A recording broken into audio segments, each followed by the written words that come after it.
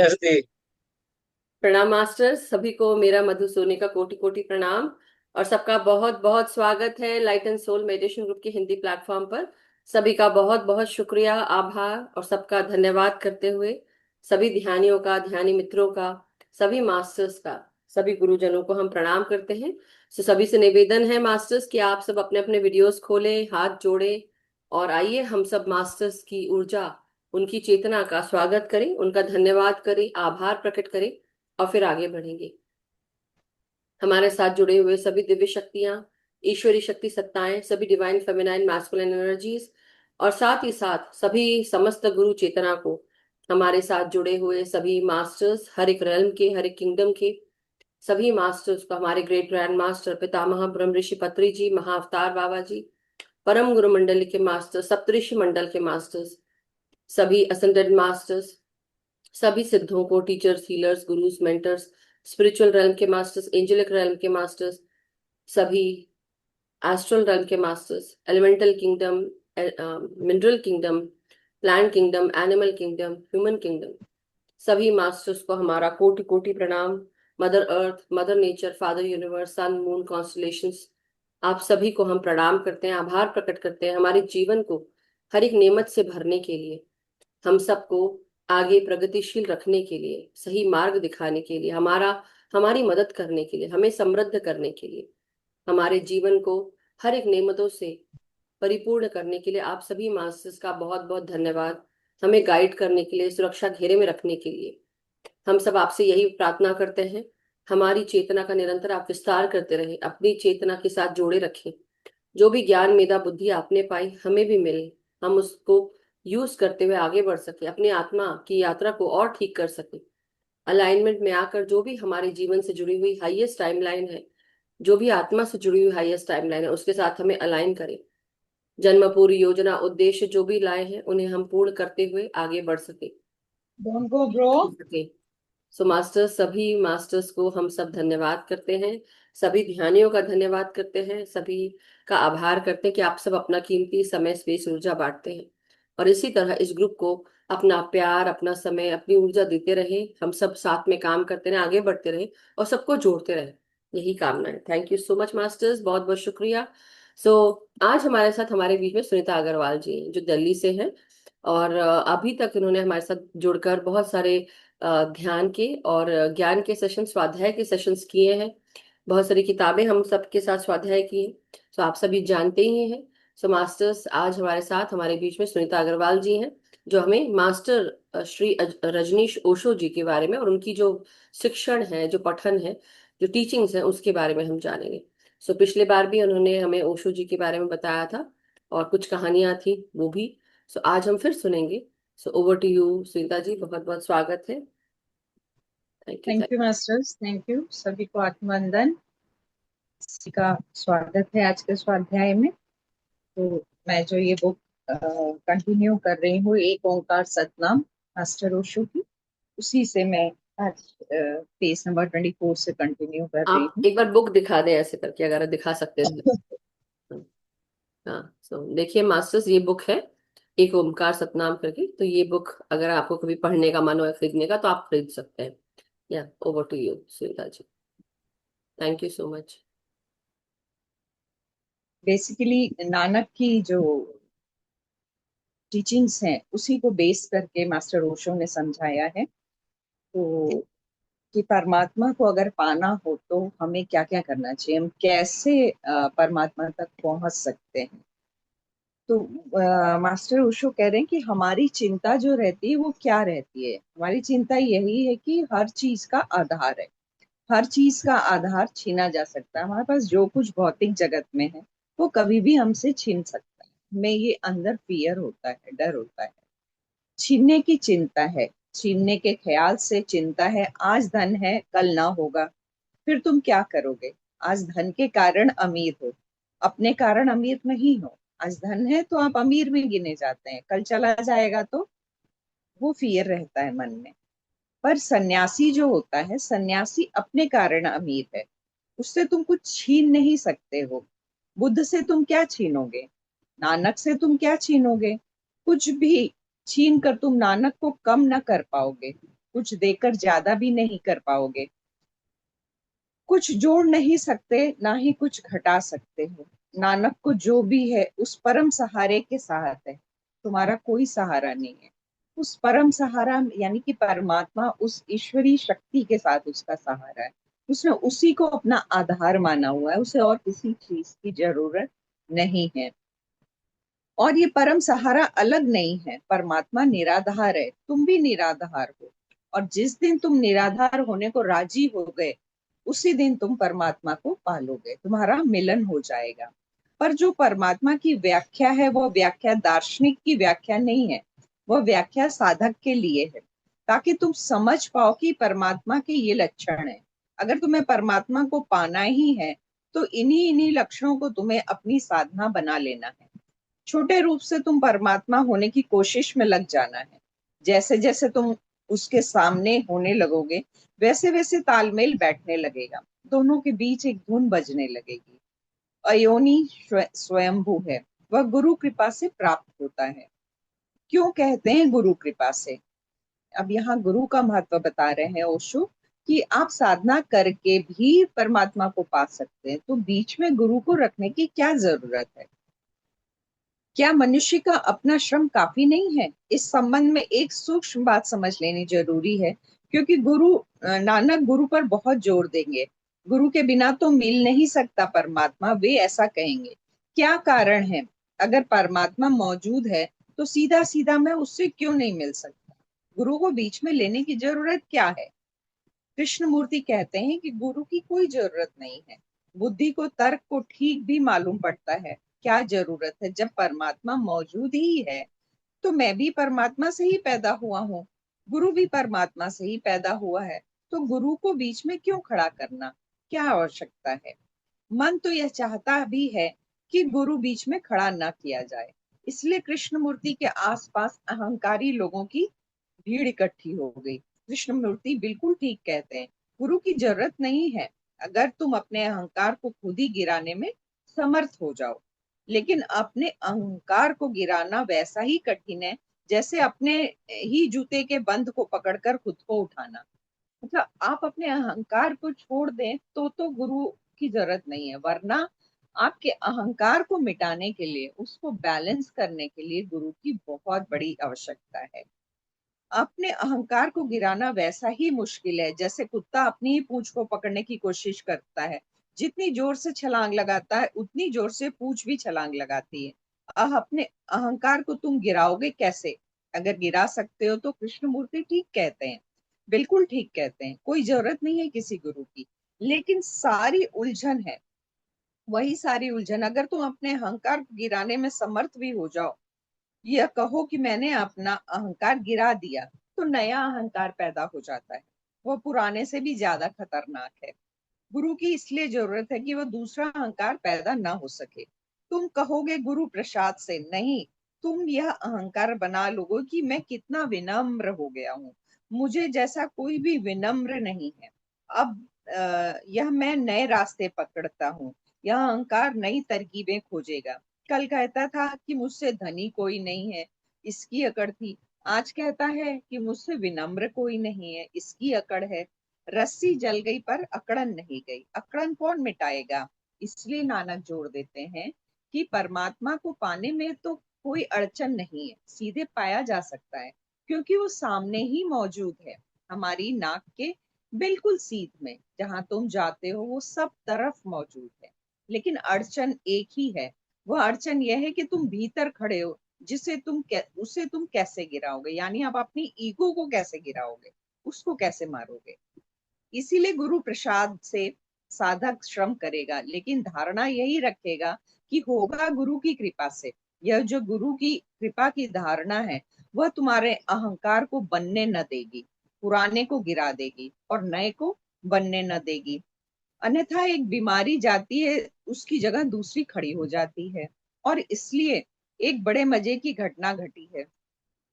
कृष्णमूर्ति के पास अहंकारियों की जमात इकट्ठी हो गई थी। वह जमात उन लोगों की थी जो किसी के सामने झुकना नहीं चाहते थे। उनको बिल्कुल राहत मिल गई, किसी के चरण नहीं छूने पड़ेंगे, उनको बड़ा सहारा मिल गया। उन्होंने कहा हाँ हाँ, गुरु की कोई जरूरत नहीं है, हम खुद ही पालेंगे।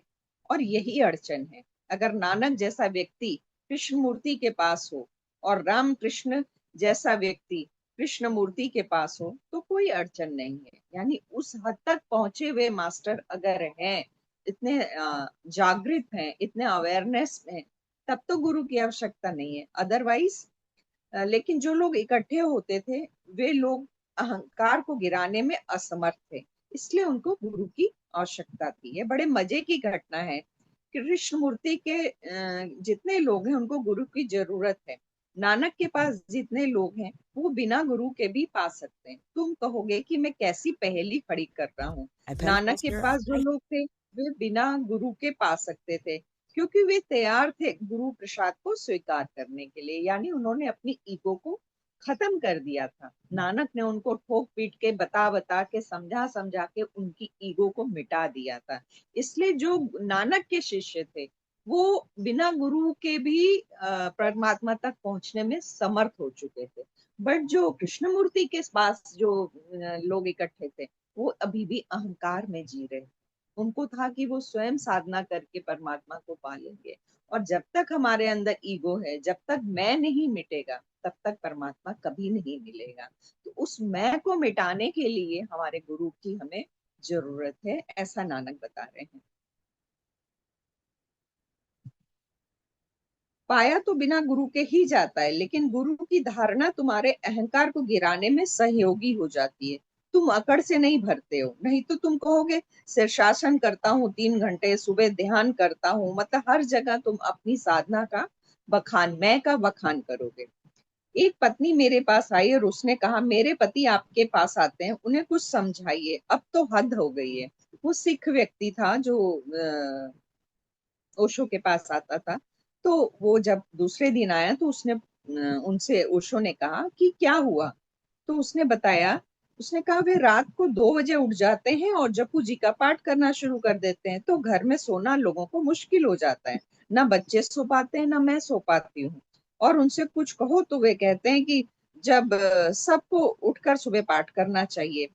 तो जब पति उनके पास आया ओशो के पास, तो ओशो ने उनसे पूछा कि आप ये क्या कर रहे हैं।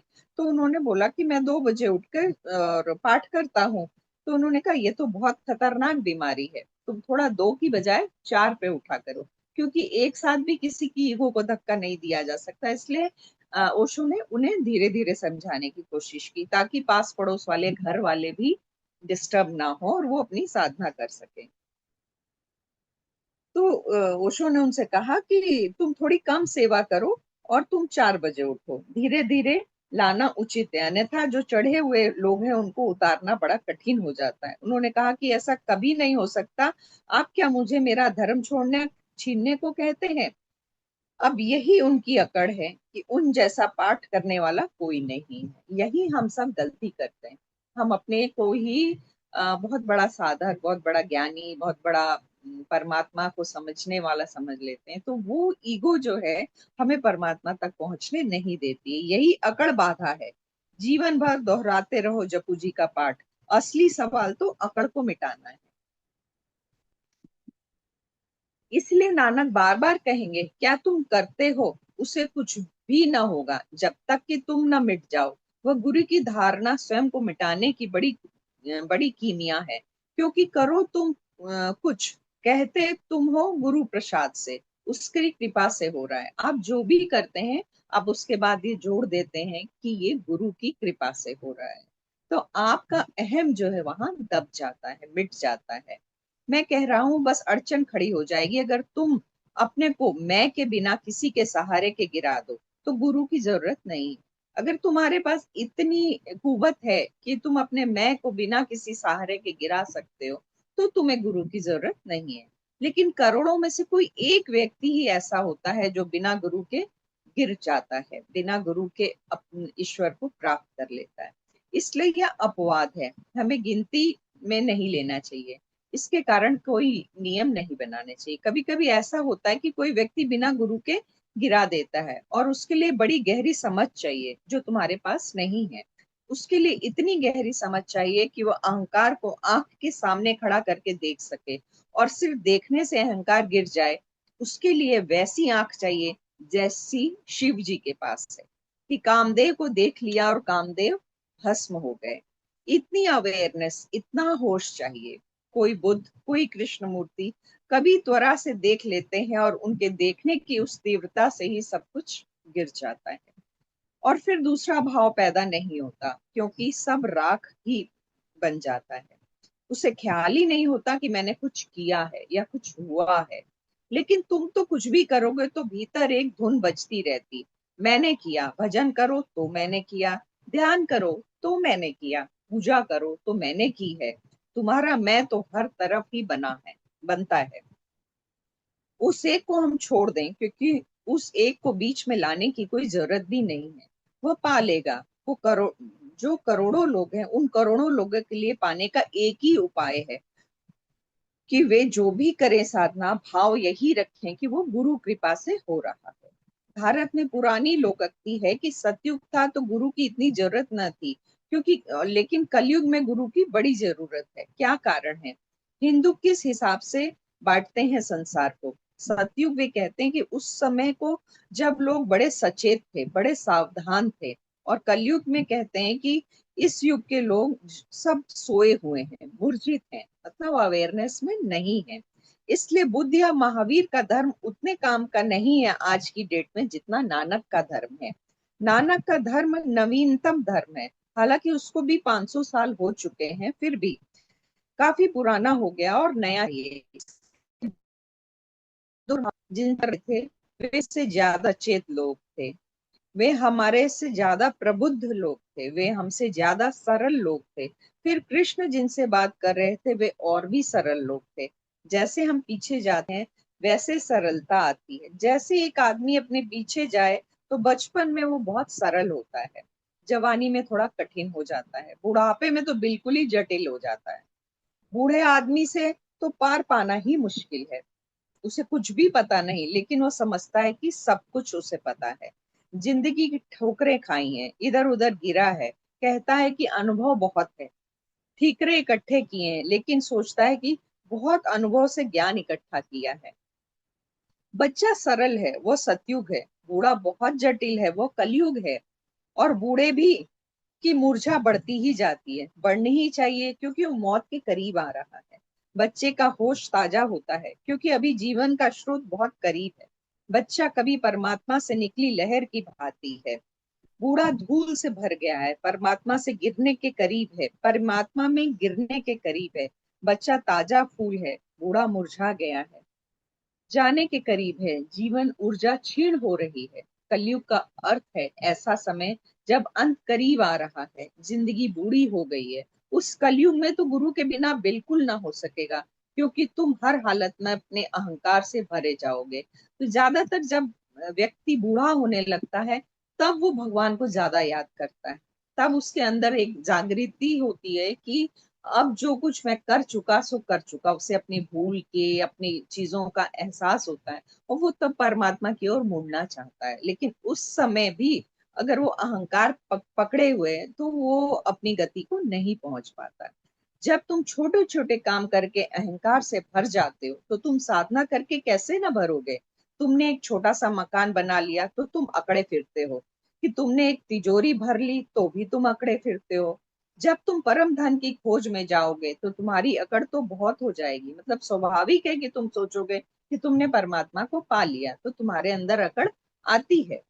जो आदमी मंदिर जाता है, मस्जिद जाता है, उसकी अकड़ देखो, वो सबकी तरफ देखता है कि तुम सब नरक में पड़ोगे, सड़ोगे। मैं मंदिर जाता हूँ रोज, तुम सब भ्रष्ट पापी हो। जो आदमी राम नाम ले लेता है वह समझता है कि बस स्वर्ग का द्वार तो उसके लिए निश्चित हो गया, और शेष सब नरक में पड़ने वाले हैं। मूर्छा जितनी होगी उतनी गुरु की जरूरत है। इसको तुम ऐसा समझ लो, जितनी तुम्हारे जीवन में निद्रा है उतना गुरु जरूरी है। जितनी तुम्हारे जीवन में जागृति होगी उतना गुरु कम जरूरी होगा। अगर तुम परिपूर्ण जागरूक हो, गुरु की बिल्कुल जरूरत नहीं है। अगर तुम बिल्कुल सोए हुए हो तो तुम अपने आप जागोगे कैसे? कोई तुम्हें हिलाए तो तुम जग सकते हो, तब भी डर है कि तुम करवट लेके दोबारा ना सो जाओ।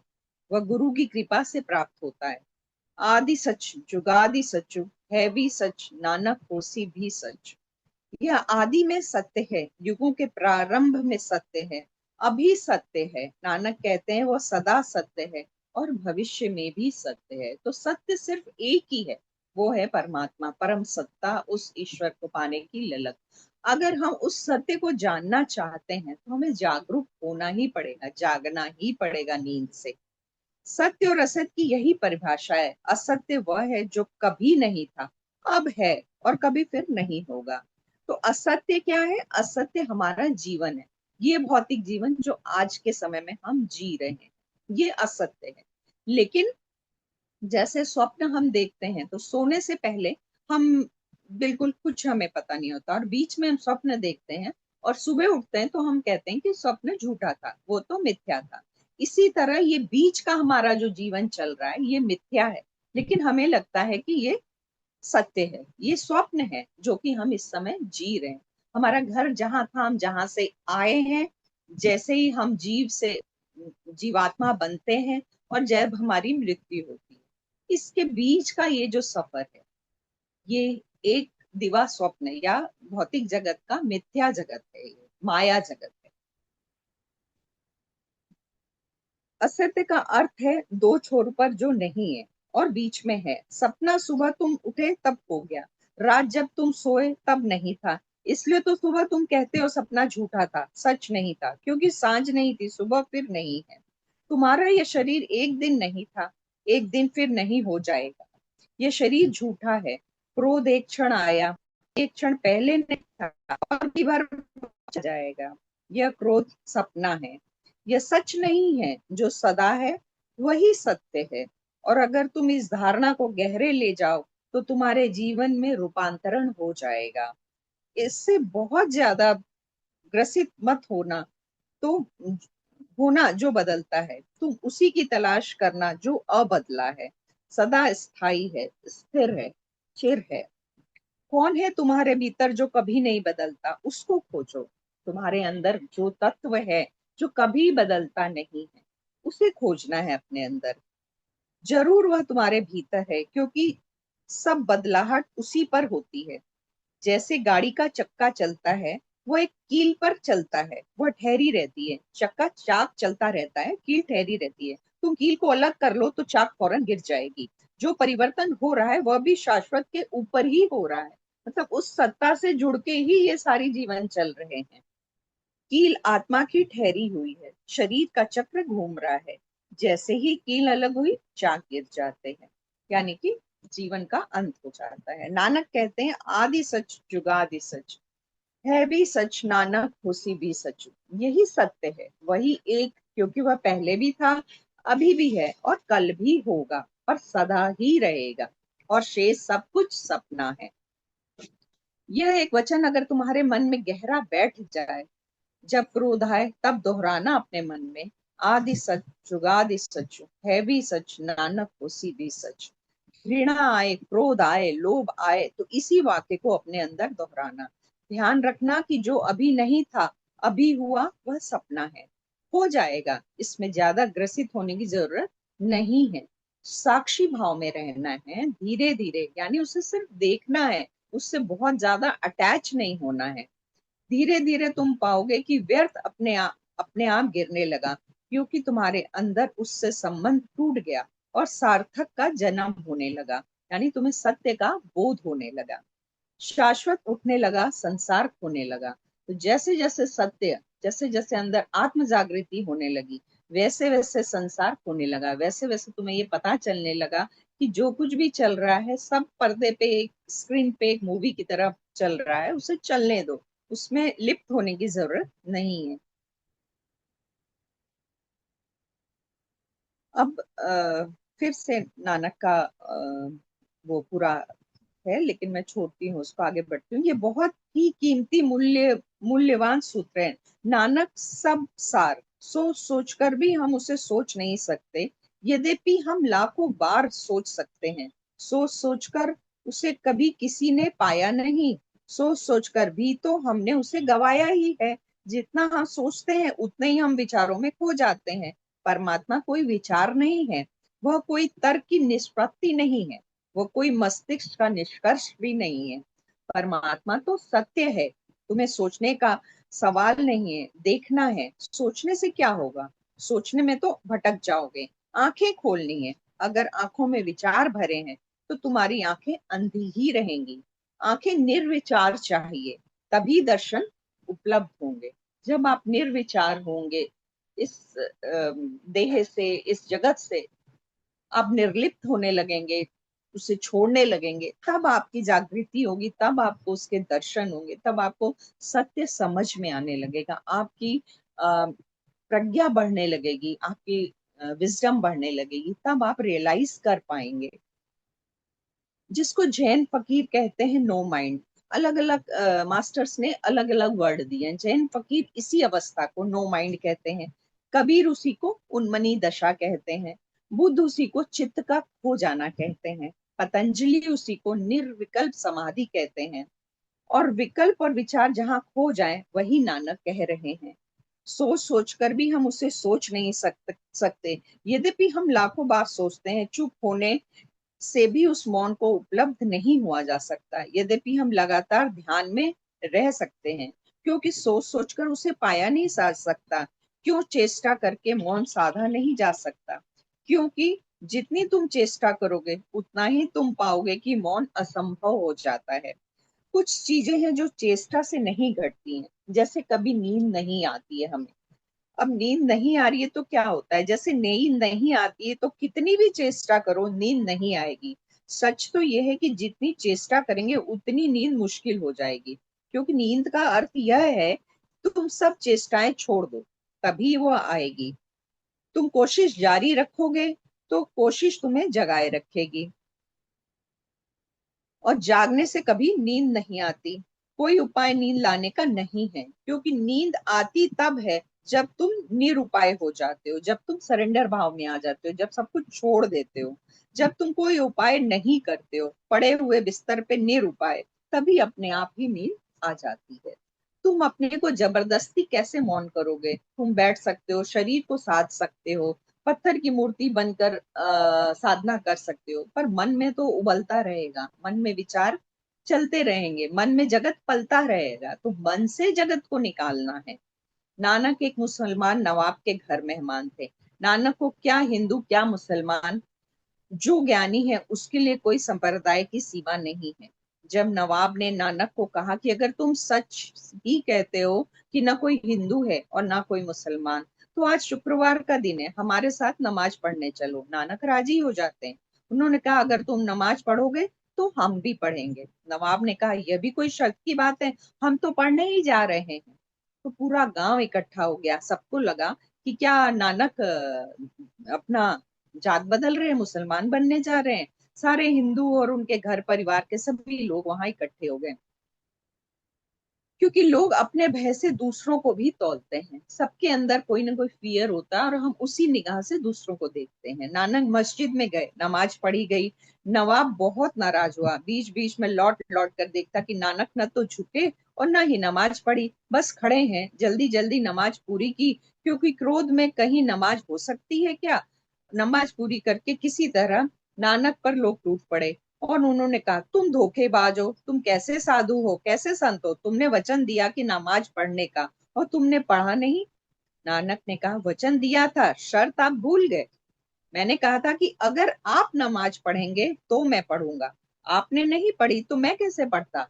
लोगों को बड़ा आश्चर्य हुआ नानक के जवाब सुन के। तो पूछा, नवाब ने कहा क्या कह रहे हो, होश में हो? इतने लोग गवाएं कि हमने नमाज पढ़ी है।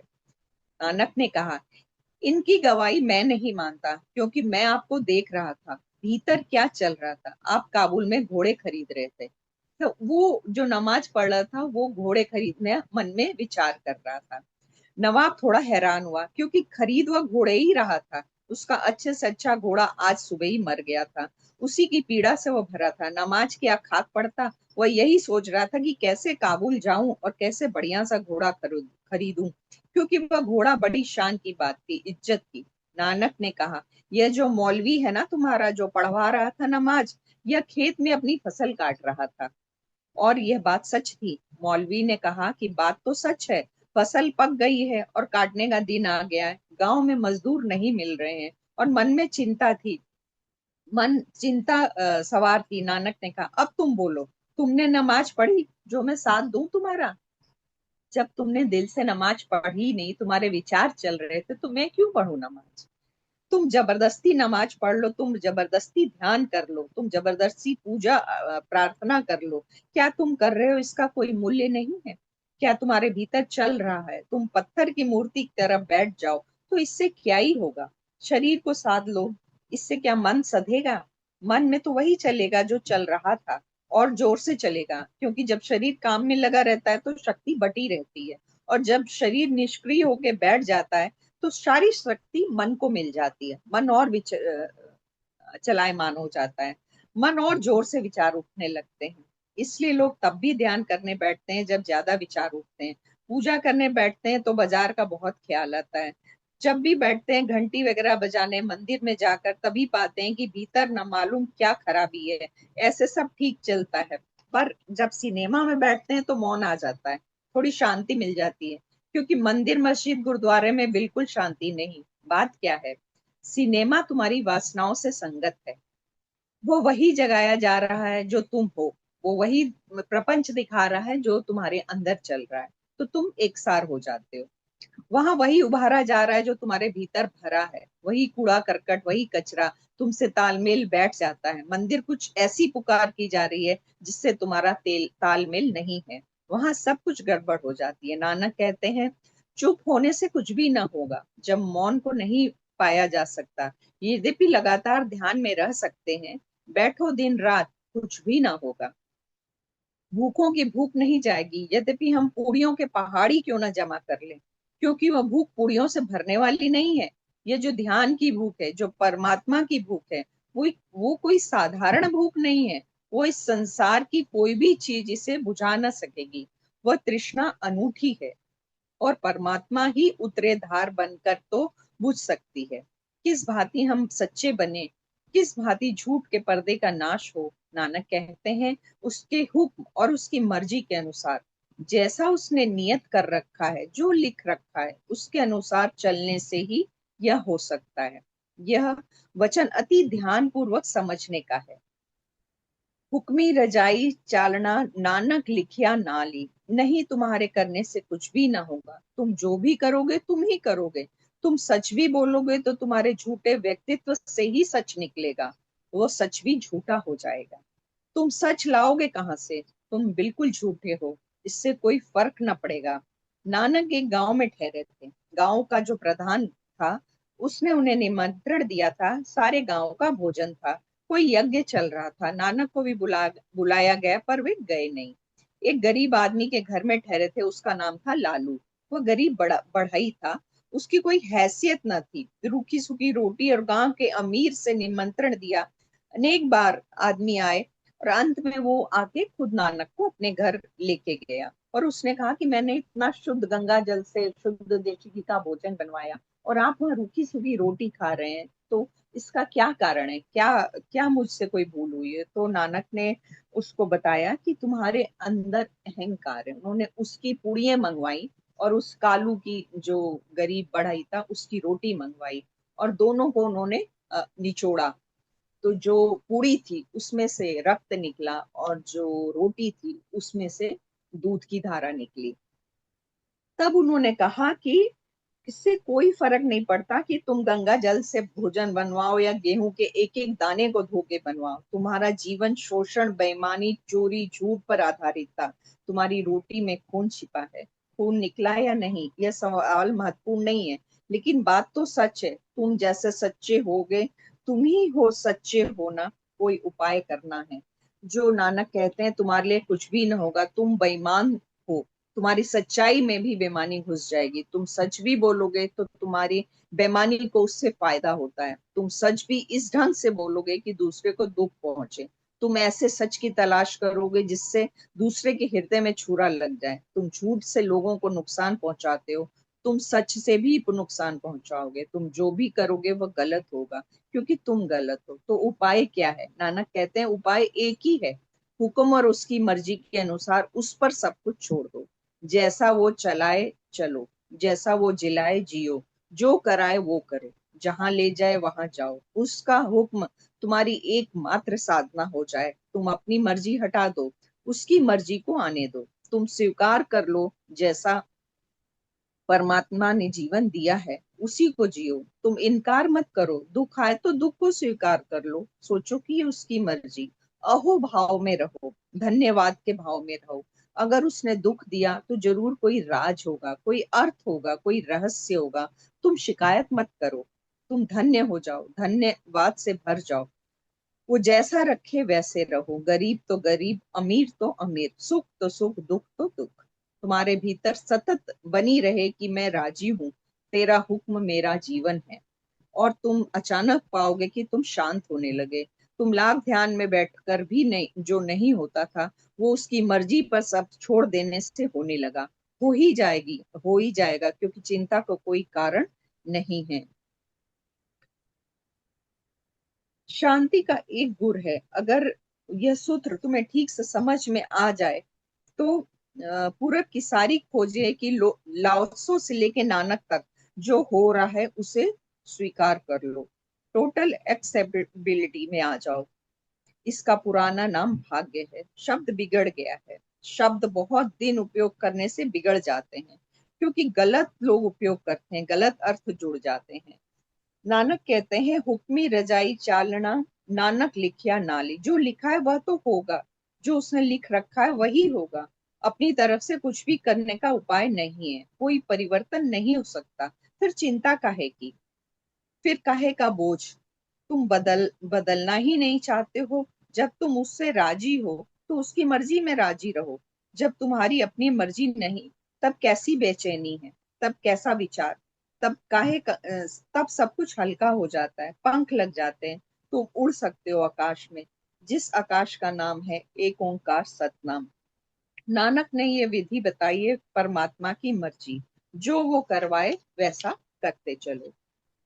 तो बस एक पेज और बचा है मास्टर्स। एक नवाब थे, बलख नवाब। वो लोग एक बाजार में गए और उन्होंने एक गुलाम खरीदा, उसका नाम था इब्राहिम। और उसे घर ले आए। और उन्होंने, वो बहुत ही प्रभावशाली आदमी था इब्राहिम। तो वो उसे बहुत पसंद करने लगे, नवाब जो थे। तो उन्होंने गुलाम से पूछा कि तुम्हारी मर्जी क्या है, तुम क्या कैसे रहना पसंद करोगे। तो गुलाम ने मुस्कुरा कर कहा, मालिक की मर्जी, मेरा कैसा, मेरे होने का क्या अर्थ, आप जैसे रखेंगे वैसे रहूंगा। फिर इब्राहिम ने पूछा, तुम क्या पहनना और क्या खाना पसंद करोगे। तो फिर उसने वही जवाब दिया कि मेरी क्या पसंद, मालिक जैसा पहनाएंगे पहनूंगा, मालिक जो खिलाएंगे खाऊंगा। इब्राहिम ने फिर पूछा, तेरा नाम क्या है, क्या नाम लेकर तुझे पुकारें। फिर मालिक, उसने कहा, मालिक की जो मर्जी, मेरा क्या नाम, दास का कोई नाम नहीं होता, जो नाम आप दे देंगे। ये सारी चीजें सुन के इब्राहिम के जीवन में क्रांति घट गई। वो उठकर उसने उसके पैर पकड़ लिए। इतना सरेंडर भाव उसने उसको सिखा दिया अपनी अपनी बातों से, कि वो जो नवाब था वो उसका गुलाम हो गया, उसने उसको अपना गुरु मान लिया। वो कहता है कि मेरा और मेरे मालिक का नाता, तू मेरा गुरु है। तब से इब्राहिम शांत हो गया। बहुत दिनों से ध्यान से जो चीज नहीं हुई थी, ना नमाज पढ़ने से हुआ था, वो इस गुलाम के सूत्र से उसे मिल गया। इसलिए नानक कहते हैं, न जप न तप न ध्यान न धारणा, एक ही साधना है, उसकी मर्जी में राजी रहो। जो उसकी मर्जी वो ही हमारी मर्जी। जैसे ही तुम्हें ख्याल आए उसकी मर्जी का, तुम पाओगे भीतर सब हल्का हो जाता है। एक गहन शांति वर्षा होने लगती है भीतर, जैसे कोई तनाव ही नहीं है, कोई चिंता ही नहीं है। पश्चिम में इतना तनाव है, पूरब में से भी ज्यादा। हालांकि पूरब बहुत गरीब दुखी बीमार है, भोजन नहीं है, कपड़े नहीं है, छप्पर है। पश्चिम में सब कुछ है, फिर भी चिंता और तनाव है। इतना तनाव कि गरीब करीब करीब 4 आदमी से 3 आदमी विक्षिप्त की हालत में रहते हैं। पागलपन, मतलब जिसको कहते हैं एंग्जाइटी रहती है। क्या कारण है, क्योंकि पश्चिम अपनी मर्जी चलाने की कोशिश करते हैं। वो सरेंडर भाव में नहीं रहते, वो परमात्मा की मर्जी के साथ रजा में राजी नहीं है। इसीलिए इतनी वहां पे प्रॉब्लम्स हैं। लेकिन आदमी बिल्कुल खो गया है, पागल। बाहर बहुत कुछ कर लिया, भीतर सब रुग्ण हो गया। अगर तुम्हारे जीवन में यह सूत्र उतर जाए कुछ करने को नहीं बचता, जैसा हो रहा है होने दो। तुम तैरो मत, बहो, नदी से लड़ो मत। नदी दुश्मन नहीं है, मित्र है, तुम बहो। लड़ने से दुश्मनी पैदा होती है। जब तुम उल्टी धार तैरने लगते हो तो नदी तुमसे संघर्ष करने लगती है। तुम सोचते हो नदी मुझसे दुश्मनी ले रही है। नदी को क्या दुश्मनी? नदी तो तुम्हारा पता भी नहीं जानती। तुम अपने ही हाथ उल्टी धार में बह रहे हो। तुम्हारी मर्जी यानी तुम उल्टी धारा में जा रहे हो। अहंकार यानी उल्टी धारा। उसकी मर्जी, तुम धारा के साथ एक हो जाओ तो वो उसकी मर्जी है। अब नदी जहां ले जाए वही मंजिल है। जहां लगा दे वही किनारा है। जहां डुबा दे तो वह भी मंजिल है। फिर कैसी चिंता, फिर कैसा दुख। तुमने दुख की जड़ ही काट दिए। बड़ा कीमती सूत्र है। नानक कहते हैं उसके हुक्म और उसकी मर्जी के अनुसार, जैसा उसने नियत कर रखा है, लिख रखा है, उसके अनुसार चलने से ही यह हो सकता है। नानक ने अहंकार के सब द्वार बंद कर दिए। पहले तो गुरु प्रसाद कि तुम जो भी करो सो, जो भी उपलब्धि हो वो गुरु की कृपा से हो रही है। फिर जो भी हो, जीवन की धारा जहां ले जाए उसका हुक्म है। फिर कुछ और करने को बचता ही नहीं है। थैंक यू मास्टर, आज इतना ही। तो इससे मैं यही विराम देती हूँ। ये चैप्टर खत्म हुआ। Thank you so much Sunita ji. बहुत ही अच्छा ओशो मास्टर ने जो बात लिखी है, और इस बुक के माध्यम से हमको गुरु नानक देव जी के बारे में भी बताया, बहुत सारी कहानियों के बारे में भी। और अभी फिर हमने इब्राहिम की कहानी और घोड़ों वाली भी बात सुनी कि घोड़े बेच रहे। मतलब मतलब पोथी पढ़ पढ़ जग मुआ, पंडित भयानक होए, ढाई आखर प्रेम का पढ़े से पंडित होए। उसी तरह से ये जो कहावत है, माला फेरत मैं वो है ना एक, जी हाँ। वो हाँ। तो माला फेरने मेरा से क्या मन होता है? का मन तो, फेर, हाँ बोलिए, पूरा बोलिए, सॉरी, गो हेड। माला फेरत जुग भया, फिरा न मन का उनका फेर, फेर, कर का मन का डार दे, मन का फेर। उनका फेर, या तो वही यही बात है कि हम कितनी भी माला फेर ले, लेकिन अगर मन हमारा यहाँ वहां भटक रहा है तो कोई फायदा ही नहीं है, जब तक कि आपका मन शांत स्थिर ना हो। जैसे होता है ना कि माला फेरते हैं हम लोग, और माला फेरते फेरते भी कई बार माला फेरते फेरते ही मन यहाँ वहां भटकने लगता है। तो उसमें ये भी कहा, अरे अच्छा मेरे को एक माला करनी थी, 108 बार मंत्र पढ़ना है, और उसको पढ़ते पढ़ते कई बार हम कहीं और चले जाते हैं। ये एक्चुअली मैं भी करती थी, कई बार ऐसा होता था, तो फिर मैंने माला फेरना ही छोड़ दिया, क्योंकि मन जब भटकता है माला फेर के तो फिर क्या फायदा। इससे अच्छा जो थोड़े समय करो, कुछ मंत्र पढ़ो जो श्रद्धा से करो, ठहराव के साथ करो, स्थिर होकर, मन को स्थिर करके, और पूरा ध्यान उसमें लगा रहे। वो ईश्वर ये नहीं बोलते कि तुम मेरे 108 का वो जाप करो, लेकिन वो ये बोलते हैं कि जो भी करो श्रद्धा से करो और पूर्ण रूप से करो, मेरे मेरे तरफ पूरा तुम्हारा ध्यान हो। सो एनीवे, मगर ये जो आज का जो कथन हमने पढ़ा जो ओशो मास्टर के साथ और सुनीता जी के द्वारा, उसका बहुत बहुत धन्यवाद सुनीता जी। बहुत ही अच्छा आपने बताया, एक एक कहानी के साथ, एक एक प्रसंग के साथ जो उसमें बताई गई है। बहुत मतलब डिटेल में, मतलब ओशो जी कितने डिटेल में लिखते हैं, और इतने डिटेल में वो बोलते हैं, मतलब जैसे ना बाल की खाल निकाल लेंगे वो, उस तरह से, और इतने यस। अच्छे से लिखते हैं वो। So thank you so much Sunita ji. बहुत बहुत अच्छा है कि हम सब थैंक यू मास्टर, थैंक इस यू। माध्यम से कर सुन पा रहे हैं। So thank you so much. So आज मैं मास्टर, थोड़ा स्पीड में पढ़ा, अगर किसी को कुछ ना समझ में आया तो पूछ सकते हैं। या कृष्णा आंटी, नमस्कार, प्रणाम, गो है। हाँ, खुश प्रणाम रहिए जी। और सबको नमस्कार। सुनीता जी, आपने जल्दी जल्दी पढ़ा, लेकिन नहीं, बहुत अच्छी तरह से पढ़ा। नहीं अच्छे तो से। थैंक जैसे कि अगर आप किताब पढ़ रहे हो और बस ऐसे ही पढ़ते चले जाओ, न उसको सुनने में मजा आता है, न पूरी तरह से दिमाग में जाता है। लेकिन आपने बहुत अच्छी तरह से पढ़ा, और मुझे तो वो सुनते सुनते लग रहा था कि मैं ध्यान में चली जाऊं, लेकिन मुझे सुनना भी था, तो बार बार मतलब अपने को उठा रही थी। हाँ, बहुत अच्छा। यही बात है, सच्चे ध्यान लगता है जब कोई पढ़ रहा होता है, बहुत अच्छे से एक मतलब तारतम्य सा अब बन जाता अपना है। भी, और जैसे कुछ अपना भी लैंग्वेज जोड़ दिया, ये कर दिया, तो वो अलग हो जाता है। जी। और ऐसे पढ़ते जाओ तो मजा नहीं आता। बहुत अच्छा। थैंक यू कृष्णा आंटी, बहुत बहुत थैंक यू शुक्रिया। So much. उर्मिला जी, नमस्कार, प्रणाम, गो हेड। नमस्ते नमस्ते। सबको नमस्ते। प्रणाम, सबको प्रणाम, आत्मवंदन। सुनीता जी बहुत सुंदर, आपने पढ़ा लेकिन इतना सुंदर समझ में आ गया सारा क्योंकि उसके साथ साथ आपने स्टोरी भी सुनाई और बहुत सुंदर विश्लेषण किया, इसलिए धन्यवाद, बहुत धन्यवाद।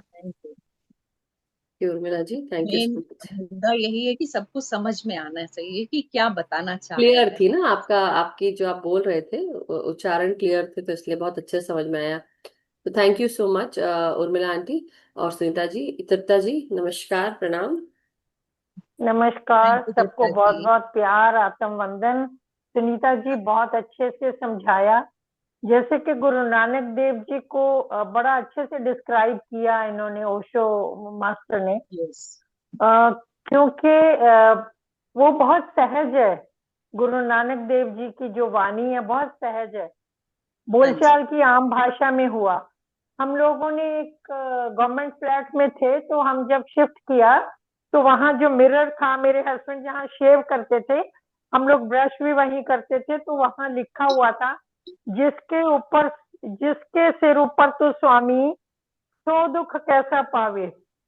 यस। अच्छा, एक और यस। ये गुरु नानक देव जी की वाणी में आता है। एक लिखा हुआ था, तेरा पाना मीठा लागे, कि तूने जो मिल दिया हमें वो मीठा लागे। ठीक है, तो हम्म। गुरु नानक देव जी की कहानियां ये हर रोज हम लोगों के लिए, पूरी फैमिली के लिए एक अफर्मेशन बन गई। जब भी हम शीशे के आगे खड़े होते थे तो वो स्टिकर Correct. पढ़ते थे, जो वो स्टिकर पहले से लगे हुए थे हमारे घर में। तो मेरे हस्बैंड बोलते कि इसको उतारना नहीं है, बच्चों को सबको बता दिया कि ये स्टिकर उतरेंगे नहीं, ये बहुत अच्छी चीज है, हमसे पहले कोई सिख फैमिली रहती होगी वहां पे। तो वो सुबह सुबह उठना, जैसे ही हमने मुंह देखना वहां पे आके ब्रश करना, तो उसको दो चीजों को जरूर पढ़ते थे। तो एक आदत हो गई, जिंदगी में आ गया, तेरा पाना मीठा लागे। तूने जो कुछ पाना है, जो भवती जैसे हम बोलते हैं ना, जो हो गया, उसको उसको बोलते हैं पाना। जो ईश्वर ने दिया हमें वो है जो पा मीठा, लिया, जो मिल लगता गया, जैसा भी है ना। जो हमें और मिल रहा सबसे है, पा बड़ी, लिया हमने, वो सब मीठा है। हाँ, और सहज भाव में दूसरा कर रहे ये, जिसके सिर ऊपर तू स्वामी सो दुख कैसा पावे। हर हैं। रोज हम उसको न, बिला नागा बच्चे भी पढ़ते थे, हम सब भी पढ़ते थे, तो लगता था कि वाकई में हमारे सिर पे कोई बैठा हुआ है, वाकई में हमारे आपके सिर पे उसका अनकॉन्शियस में हाथ बातें है। बैठ जाती हैं। बहुत मतलब प्रोटेक्शन फील होती थी। यस। और वैसे तो गुरु नानक देव जी के साथ हमें बचपन से ही हमने बहुत सुना उनके बारे में, क्योंकि मेरा नाम तृप्ता है, उनकी माँ का नाम भी तृप्ता था। तो मुझे बड़ा बचपन से ही अच्छा लगता था कि गुरु नानक देव जी के साथ मेरा कोई खास ही नाता है। हाँ जी। राइट। यही बात है कि हम सब जब डेली प्रार्थना करते हैं, जब सेशन शुरू करते हैं, तो मैं बोलती हूँ ना कि आपकी कृपा हमारे हम्म। पर बनी रहे हमेशा। ये कृपा ही है जो हमें इस भव सागर से पार लेकर जाएगी। और कृपा जिसके ऊपर नहीं होती ना, उसको बहुत कठिनाई होती है। कठिनाई आती है, लेकिन अगर हम उसका नाम जाप करते रहे और हम परम चेतना के साथ जुड़े रहे, तो हम बहुत आसानी से इससे निकल जाते हैं। आसान तो कुछ भी नहीं होता, लेकिन यह है कि हाँ, कम से कम हिम्मत आ जाती है उस भव सागर से निकलने के लिए। आसान हो जाता है, हाँ। आसान हो जाता है, जब आप रोज रोज आप एक ही शब्द को सोचते हो ना कि हमारे सिर पे स्वामी है, तो हमें क्या डर है। मैं भी हमें बहुत खुश हूँ। मैं भी बहुत खुश हूँ कि तृप्ता आंटी मेरे साथ में है, पूरा ग्रुप मेरे साथ में है। एक्चुअली, हाँ, या और क्या, राइट, सब लोग साथ में हाँ। तो सब अच्छा है। सो थैंक यू तृप्ता जी। अब हम तो अर्जुन जी को लेते थैंक हैं। यू वेरी मच, बहुत बहुत शुक्रिया। Thank you Sunita ji, thank thank you. You and आज दीप्ता जी, मेरी thank grand you so. Daughter का 11th बर्थडे है। ओह, उन 11th सब बर्थडे, लोगों को 11th सुबह से अगस्त हम को। लोग, हाँ, हैप्पी हाँ, birthday to your granddaughter. Daughter का कि हाँ, मीरा ग्रैंड उसका डॉटर? नाम है, मीरा। मीरा। सुबह से हम लोग उसको लेके गए हैप्पी थे, पहले बर्थडे ब्रेकफास्ट टू उसकी मीरा। पसंद के रेस्टोरेंट पे किया, फिर उसको दोपहर को वो कोई एस्केप गेम है वो खेलने लेके एस्केप गई। रूम्स, हाँ, एस्केप घर रूम। आके फिर घर आके फिर केक काटा। तो फिर ये लोग कह रहे थे डिनर पे जाना है, तो मैंने कहा तुम लोग जाओ डिनर पे, मैं तो घर में रहूंगी, क्योंकि मेरा वो चिंटू है ना घर में, वो बहुत चिल्लाता है मेरे ऊपर, जब मैं कहीं जाती हूँ ना मेरे साथ झगड़ा करता है कि क्यों छोड़ के हाँ, गई थी मुझे। ये ऐसे ही तो करते हैं। इसलिए हैप्पी ऐसे ही बर्थडे टू उसके लिए योर, मुझे, सो रहे हैं या मेरे पास। हैप्पी हाँ जी, happy birthday to your granddaughter. आज मेरे ससुर जी का भी बर्थडे है। अभी जब शुरू में मेरा वीडियो ऑन वाह, तो उनका ही फोन आया हुआ था और घर वालों ने सबने कॉल कर दिया कि सब लोग मिलके विश करें। सो मेरे फादर इन लॉ को भी बर्थडे टू और एवरीवन। आपके उनको ग्रैंड डॉटर को भी happy happy birthday, many many happy returns of the day, हम सब की तरफ यस से यस, जन्मदिन की ढेर सारी शुभकामनाएं। और हम सब आपके मिले हुए फादर इन हैं। लॉ को, थैंक यू, थैंक यू। हमारी तरफ से भी आपके फादर इन लॉ को बहुत बहुत बधाई उनको मैं हो। स्पेशली और मेरी, कहूंगी कि ये सेशन देख लें उनको। हाँ, मेरी जो ग्रैंड डॉटर है उसका नाम मीरा है, and she is ji, super excited today. Yes. आज तो वो हीरोइन बनी हुई है। बच्चों के साथ होता है ये। So thank you so much Tapta ji बताने थैंक के लिए। यू। मीरा को many many happy returns of the day. Wherever you go Meera, आपको जीवन में सक्सेस मिले, आप अपनी मेहनत से, अपने बुद्धि से, आपको आप आगे की ओर अग्रसर रहे, प्रगतिशील रहे और खूब ढेर सारा प्यार सबका मिले। हमेशा सही रास्ते पे रहे, सच्चे के साथ आप साथ आगे बढ़े और खुश रहें हमेशा। जीवन आपका हमेशा आपको मदद मिलती thank you. Happy birthday to thank Meera. You. Thank you very thank much, you love Victor you ji, all. Thank you. Thank thank you, you, thank मैं यू। लव उसको यू। जरूर। Happy birthday. बिल्कुल बिल्कुल। सो अब हम अर्चना जी को लेते हैं, बिकॉज टाइम हो रहा है मास्टर्स ध्यान करने के लिए भी। सो अर्चना जी, नमस्कार, प्रणाम। प्रणाम सबको, प्रणाम सबको, नमस्कार। बहुत अच्छा पढ़ा, एक एक शब्द थैंक यू अंदर गया। अर्चना जी। और उनका जो भी पढ़ते हैं, कभी गुरुद्वारा जाते हैं ना, बहुत शांति सुकून, हम उनके जैसे बन जाते हैं। पूरा सरेंडर होते हैं सेवा करने के लिए। हर चीज वहाँ का हम लोग पूरा सरेंडर से उनका नियम मानते हैं। बहुत अच्छा लगा। Thank you, thank you. और मीरा जी को भी मीरा को हैप्पी बर्थडे, और पापा जी को भी हैप्पी बर्थडे। और आज ना हमारे घर में हमारे बिल्ली को 4 बच्चा हुआ है, उनको भी हैप्पी बर्थडे। क्या बात है, दैट्स अमेजिंग। हम ग्रेट। हम देखो, एक खुशी, दूसरी खुशी, तीसरी खुशी, तो बोलते हैं ना कि जब हम हाँ into 3 times. So wonderful, thank you so much हाँ, अर्चना आज जी। ना, बिल्लियों को बच्चे होने हाँ और जिस घर में होते हैं वो भी बहुत लक्ष्मी का आगमन होता है। So हाँ, wonderful। अने भाई, रात भर तो हस्बैंड और बेटा उसके साथ उसका क्या बात। तकलीफ में रहे। मैं हाँ, बीच बीच में उठती थी, सो जाती थी, लेकिन इतना अस्वस्थ थी वो, तो पेट बड़ा हो गया था। मैं क्या की, मैं बोली क्यों इतना बेचारी इधर हो रही उधर हो रही है, तो सिंबल डाल दी ना, तुरंत हो गया उसका पहला बच्चा। और बाद में धीरे धीरे सब आ वाह, गए। Beautiful beautiful. सिंबल डालते ही वो मैं की और बच्चे का साउंड सुनाई दिया। सिंबल मतलब तो ये मैं, जो हम जीबू सिंबल्स बोलते हैं हमारा ना, एनर्जी, हाँ एंजलिक सिंबल्स, वो उनकी बात कर रही है मास्टर्स। तो कई बार हम जब वो बेसिकली एक हेल्प हो जाती है हमारे खुद के जीवन में हाँ, कि जब हम क्योंकि सिंबल्स आते हैं। मुझे वंडरफुल। उसका तकलीफ देखे मैं क्या कर सकती हूँ, बोलने से बैठ के मेरे आपने में कौन डाली सा वाला डाला पहले, था? फिर उसको आपने डाली। कौन सा वाला डाला था? ये हमारा सेकंड, तीनों, सेकंड। अच्छा। हंस जशन है, सही की चोकरे चोकरे। ओके। सो थैंक यू बताने के लिए। बट मास्टर्स, सो यही बात है। और 3 into 4 कर लो उसको, क्योंकि 4 बच्चे हुए ना। हाँ सो हाँ, वंडरफुल। बहुत बहुत अच्छी, बहुत मैसेज बहुत अच्छा है, खुशी हुई जानकर। So congratulations to you and your family and to all of us, क्योंकि हम थैंक भी यू। सुन रहे हैं। So thank you so much हाँ, एवरीवन। अर्चना जी बहुत बहुत थैंक यू, शुक्रिया। सो मास्टर्स, अब हम सब सबका ध्यान में आगे धन्यवाद। बढ़ेंगे और फिर उसके बाद आप लोग जरूर अपने एक्सपीरियंसेस शेयर करें।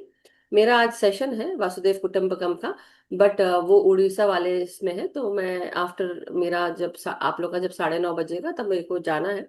बट नवीन जी और सुनीता जी यहाँ रहेंगे, हम सब ध्यान करते रहेंगे मास्टर्स, और ध्यान करते हुए ही हम आगे बढ़ेंगे। So thank you so much Sunita ji, over to you now. Thank you Madhu ji, thank you so मैं मच। म्यूजिक शेयर करती हूँ। सभी का धन्यवाद। हाँ जी, कर नो, नवीन दीजिए। जी आप शेयर थोड़ा करें सा म्यूजिक। गाइड भी करूंगी, हाँ, उसके बाद फिर हम हाँ। सब आनापानसती ध्यान करेंगे म्यूजिक के साथ बच्चों से। नवीन जी शेयर करेंगे, मैं उनको को होस्ट और होस्ट बना दूंगी। Okay, thank you. सभी अपनी अपनी पोजीशन ले लें, ध्यान की अवस्था में बैठ जाएं। जिन्हें पानी पीना हो पानी पी लें, पिरामिड्स लगा लें, लाइट्स मध्यम कर लें, अपने आप को रिलैक्स करते जाएं।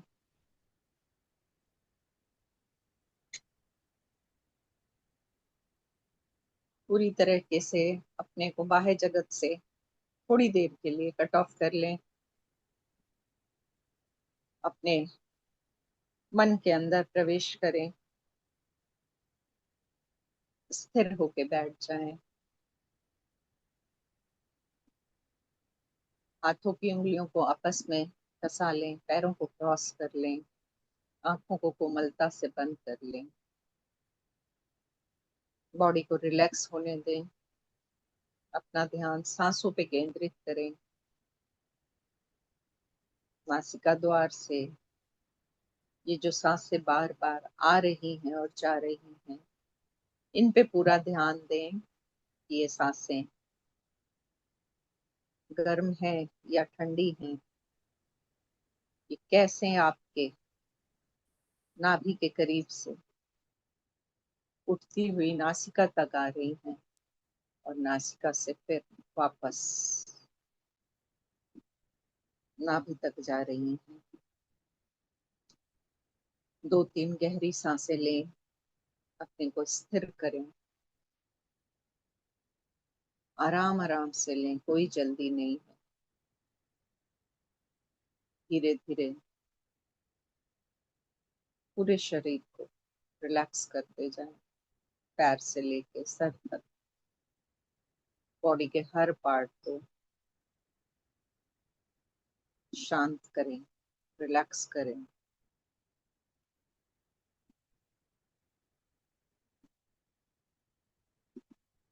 और स्वयं से कहें कि आप पूर्ण रूप से रिलैक्स हो गए हैं, शांत हो गए, सहज हो गए हैं, पूरी तरीके से शांति में उतरते जाएं और गहनता में जाएं। अपने मन के अंदर जाके कोई भी विचार आ रहे हैं तो उनसे लड़े ना, उन्हें लेट गो करें, उनसे कोई वार्तालाप ना करें। वो आ रहे हैं तो आने दें, स्वयं चले जाएंगे, उनको तवज्जो ना दें। अपने आप को रिलैक्स करते जाएं, शांत करते जाएं। पूरा ध्यान सांसों पे केंद्रित करें। ये सांसें ही हमारी गुरु हैं, ये सांसें ही हमारी मित्र हैं, सांसें ही हमारा जीवन है। इन सांसों से अपनी दोस्ती रखें, पूरी तरीके से ध्यान में मग्न हो जाएं।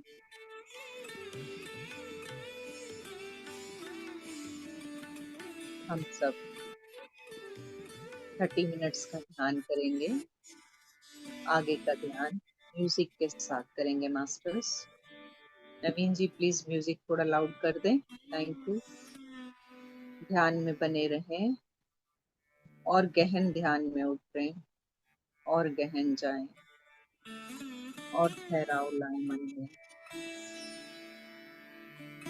सहज सांसों पे ध्यान दें।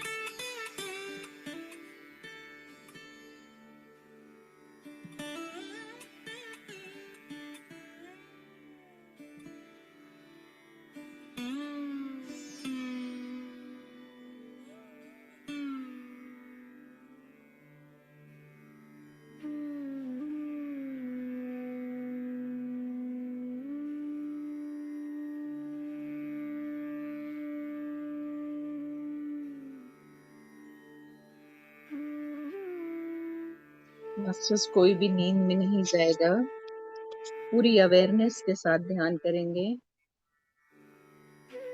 अपना फोकस सांसों पे रखें, आती और जाती हुई सांसें।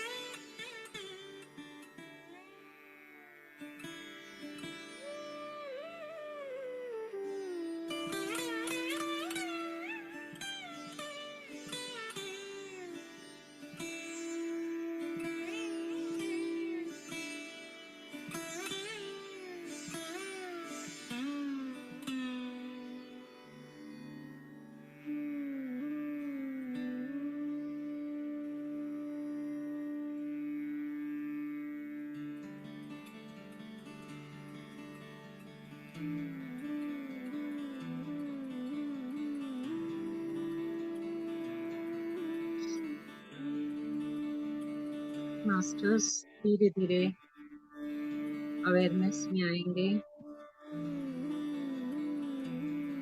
अपने आसपास के वातावरण को महसूस करेंगे, सजग होते जाएंगे, ध्यान को वापस इस भौतिक जगत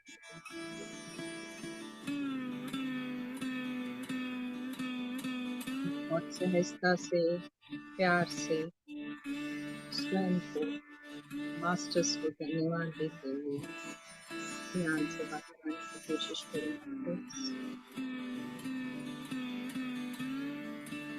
10, 9, 8, 7, 6,